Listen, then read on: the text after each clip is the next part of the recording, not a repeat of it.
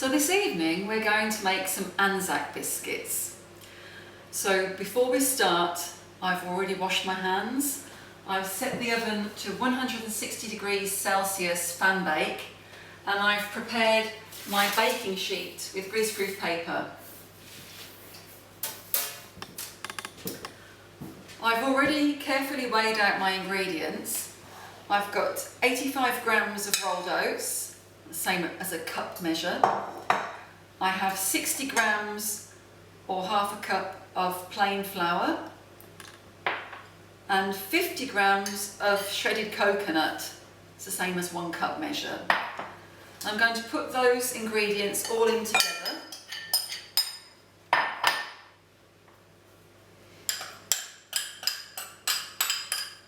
And I shall stir them to mix them together.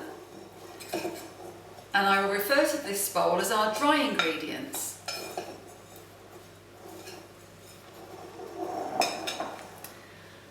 The next part will take place on the stove, but I'll just get our saucepan and put all of our ingredients in here to start.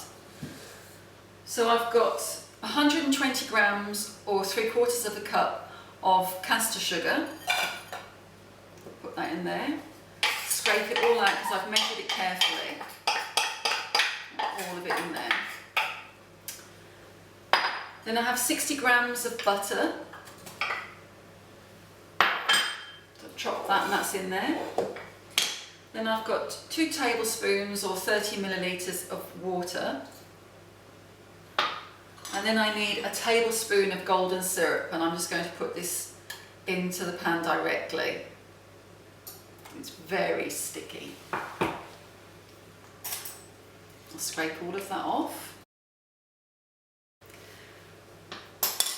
I'm going to heat these together on the stove until they've all melted, and then at the end of that I'll add half a teaspoon of baking soda, which I've measured into this little cup holder.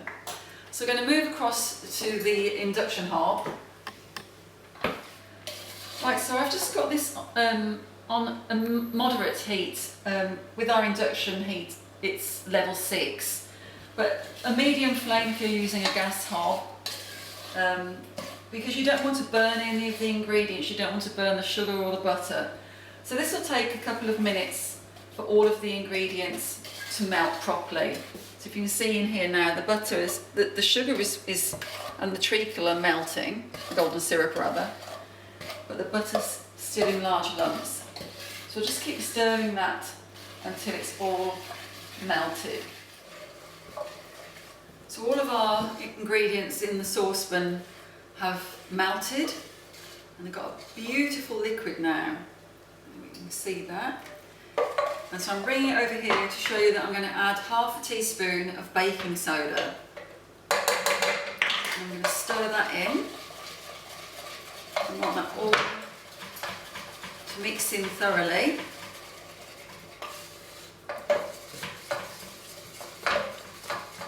And then I'm going to stir in our bowl of dry ingredients. So that's the oats and the flour and the coconut. We need to completely cover those in the buttery syrup mixture, because then we're going to measure them out. We should get about 12 portions on our teaspoons to make our biscuits. So you can see there now, that's all come together in a big gooey lump. We're just going to let that stand there for a minute or two so that it'll just cool slightly, so it'll be easier and safer to handle. So our mixture is a little bit cooler, so it's safer to touch the pot.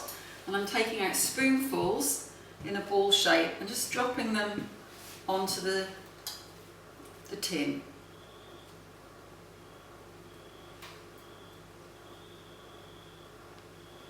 It's quite easy to add a little bit on at the end, so I'm not putting too much on all at once, because we can always top them up.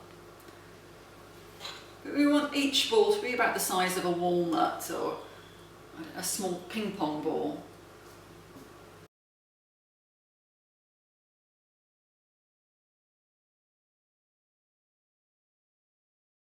There we are.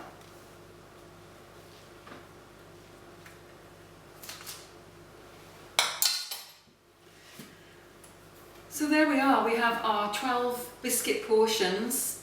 Try to space them evenly apart because the biscuits, as they cook, they will smush down. But we'll put those in the oven now. As I said before, it's 160 degrees Celsius on a fan bake, and we're going to put those in for about 15 minutes. So our timer's gone off, and now we're going to take our biscuits out of the oven.